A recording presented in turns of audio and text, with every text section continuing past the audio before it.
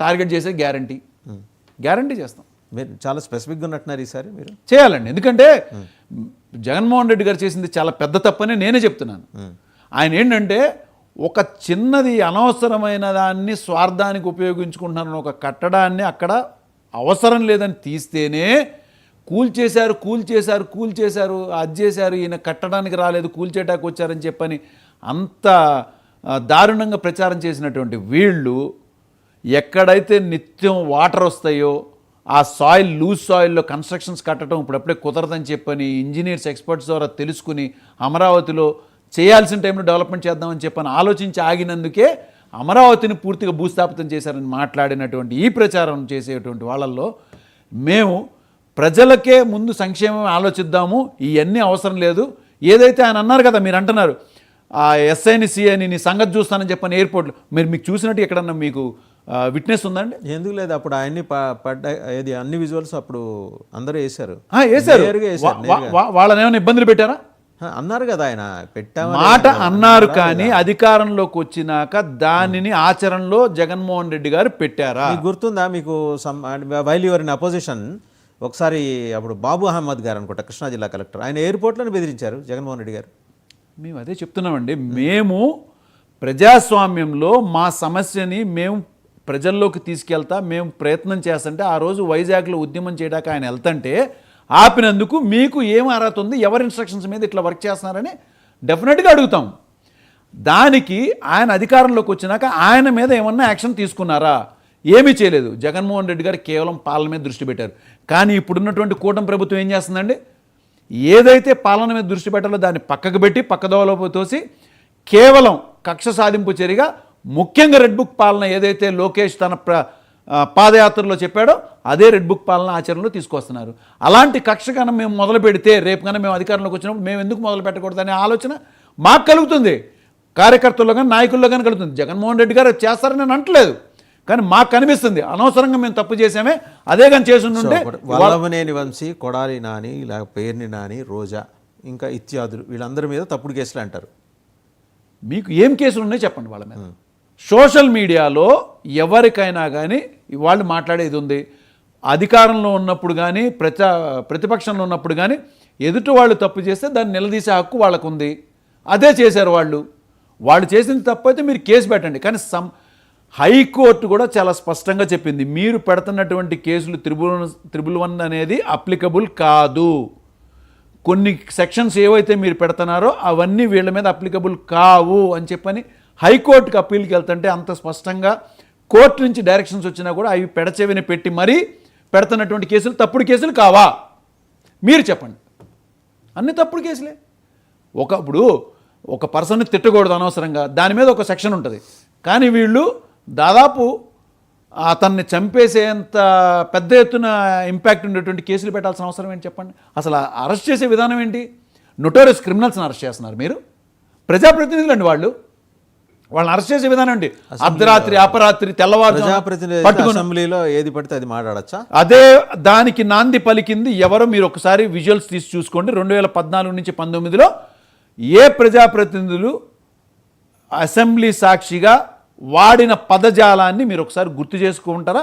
లేదా నన్ను గుర్తు చేయమంటారా? చింతమనేని ప్రభాకర్ లాంటి వాళ్ళే కానీ మరి ఇంకా ఇతర ఎమ్మెల్యేలు చాలామంది ఉన్నారు. వాళ్ళందరూ మాట్లాడిన పదజాలం, వాళ్ళు జగన్మోహన్ రెడ్డి గారిని కానీ ఆ యొక్క ఎమ్మెల్యేలని కానీ ఎంత దారుణంగా మీరు మాట్లాడారు. రారా చూసుకుందాం, మైక్స్ ఆఫ్ చేయడం జరిగింది ఆ రోజు. మైక్స్ ఆఫ్, రారా చూసుకుందాం నా కొడక, ఇలాంటి పదాలన్నీ మరి వాళ్ళు వాడిని ఎవరు మొదలు పెడుతున్నారండి దాన్ని అన్నిటికీ? దీనికి ఆద్యులు ఎవరు? ఆ రోజు మీరు గమ్మునున్నారు కదా, అడగండి. గమ్మున ఎవరు లేవు, దాన్ని నిలదీశాం. మీరు ఇట్లా మాట్లాడుతున్నారు అంటే ఓకే అక్కడికి సద్దుమణిగింది. జగన్మోహన్ రెడ్డి గారు దాన్ని కక్ష సాధింపు జరిగి తీసుకోలేదు. అదే ఆయన చేసిన తప్పు అంటున్నాం మేము. ఆయన కక్ష సాధింపు జరిగి తీసుకుంటే ఇవాళ ఈ అసలు ఈ పార్టీలో ఉండే కాదు. మీరు అంటున్నారు రేపు పొద్దున భూ సమీకరణ 44,000 ఎకరాలు జరిగితే మీరు ఎక్కడ ఆంధ్రప్రదేశ్ మ్యాప్లో వైసీపీ ఉండదు తెలుసా మీకు? అది 44,000 ఏకర్స్ ఎక్వైర్ ల్యాండ్ పూలింగ్ కింద సమీకరించబోతున్నారు. మీకు లేని ఆలోచన వాళ్ళకున్నది. అది డెవలప్మెంట్ ఉన్న ప్రభుత్వం ఎలా ఆలోచిస్తుందో వాళ్ళని చూసి నేర్చుకోండి సార్. మీరు 44,000 ఇప్పుడు తీసుకున్నటువంటి 34,000 ఎకరాలు డెవలప్మెంట్ చేసేసారా? కనిపిస్తుంది కదా, విజిబుల్ డెవలప్మెంట్ కనిపిస్తుంది. మీరు వచ్చి ఆపారు, మధ్యలో మీరు వచ్చి డెవలప్మెంట్ ఆపారు, లేదా వాళ్ళు పూర్తి చేసి. మేము ఆపలేదండి. అది కేవలం విజువల్ గ్రాఫిక్స్ తప్పించి ఏమీ దానిలో ఒక పైసా కూడా పని జరగలేదు అనేది మేము చెప్పలా. స్వయంగా చంద్రబాబు నాయుడు గారు ఆయన నోటితో నేను కట్టింది తాత్కాలిక అసెంబ్లీ, తాత్కాలిక కోర్టు అని ఆయన నోటితో ఆయనే అడ్మిట్ చేశారు. అది అలాంటి తాత్కాలిక అన్ని కోట్లు ఖర్చు పెట్టి తాత్కాలికం ఏంటండి నాకు అర్థం కల. పోనీ తాత్కాలికం అని చెప్పిన దానిలో వాస్తవాలు అక్కడ ఏం జరిగి వర్షం పడితే క్యాబిన్స్లోకి వాటర్ రాలేదా? మరి అలాంటి డబ్బులు వృధా చేస్తున్నారని తెలిసింది కాబట్టి ప్రజలు ఈయన కాదని చెప్పి జగన్మోహన్ రెడ్డి గారికి ఇచ్చారు. జగన్మోహన్ రెడ్డి గారికి ఎక్కడా కూడా కేంద్రం నుంచి నిధులు రాలేదే, కేంద్రం నుంచి ఒక్క పైసా తీసుకోవాలా. అది చంద్రబాబు నాయుడు గారికి వచ్చినాయి, 2500 కోట్లు వచ్చినాయి అప్పుడు. మరి వాటన్నింటిని వృధా చేశాడు ఆయన. కానీ జగన్మోహన్ రెడ్డి గారు ఒక్క రూపాయి కూడా కేంద్రం నుంచి తీసుకుని కేవలం రాజధాని కట్టడం విషయంలో ఎక్కడా కూడా ఆయన కేంద్రం నుంచి డబ్బులు తీసుకున్నట్టుగా ఎక్కడా లేదు. కట్టాలన్న ఆలోచన ఉంటే కదా తీసుకునేది. ఎందుకు లేదు? ఆల్రెడీ మీకు అదే చెప్తున్నాను నేను, మీరు చేసే ప్రచారం చాలా తప్పు ప్రచారం.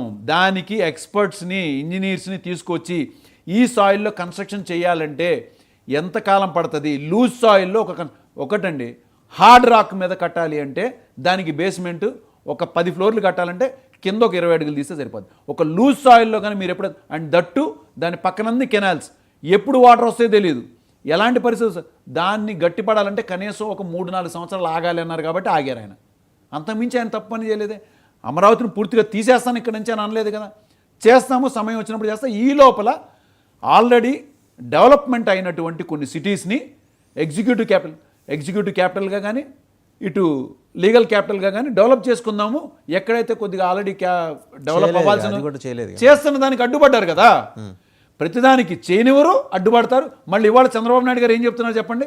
సేమ్ ఏదైతే జగన్మోహన్ రెడ్డి గారు చెప్పారో మేము వైజాగ్ని సేమ్ అదే ఐటీ క్యాపిటల్ చేస్తాం, పేర్లు మార్పిడి అంతే.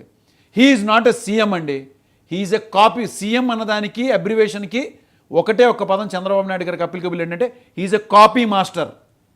He's just a copy master, he's not at all a. ఫైనల్గా చెప్పండి, 500 కోట్ల 600 కోట్ల ఎంత అయింది వైజాగ్లో మీరు కట్టించుకున్న రిషికొండ?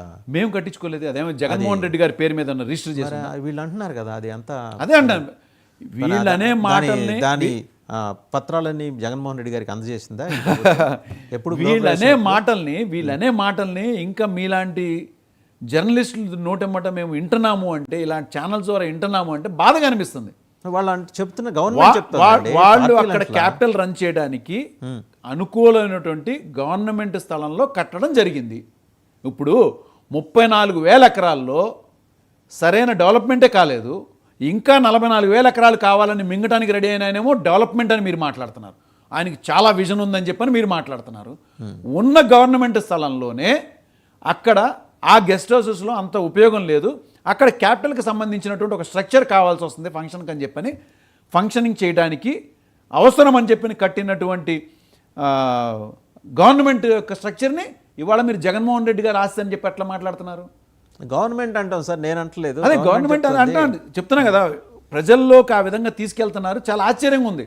34,000 ఎకరాల్లో వాళ్ళు చేసినటువంటి ఇన్సైడ్ ట్రేడింగ్ అనేది వాళ్ళ కొన్ని కంపెనీలకు ఇచ్చుకున్నారు, వాళ్ళకి కావాల్సిన వాళ్ళకి చాలామందికి ఇచ్చుకున్నారు.